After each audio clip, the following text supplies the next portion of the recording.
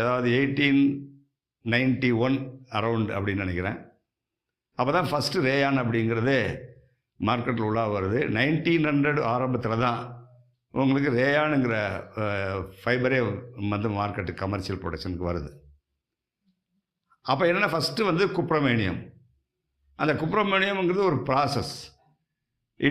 குப்ரமேனியத்துக்கு raw material என்ன, மெயினாக cotton லிண்ட்ஸ். Cotton லிண்ட்னா என்ன, அந்த விதை போன்ற ஒரு தன்மை உடையது. அதாவது பஞ்சோடு சேர்ந்து அந்த விதையும் சேர்ந்து வந்திருக்கும். It's called lint.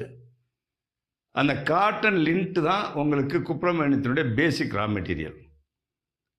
அந்த குப்ரமேனியத்திலேருந்து எக்ஸ்ட்ராக்ட் பண்ண ஃபைபர் வந்து பார்த்திங்கன்னா குப்ரோ அப்படிங்கிற ஃபைபர் பேரில் வந்து இது பண்ணாங்க. அந்த ஃபைபரை வந்து ஃபஸ்ட்டு நம்ம ஆடைக்கு பயன்படுத்தும் போது ஆல்டர்னேட்டிவ் ஆஃப் சில்க்,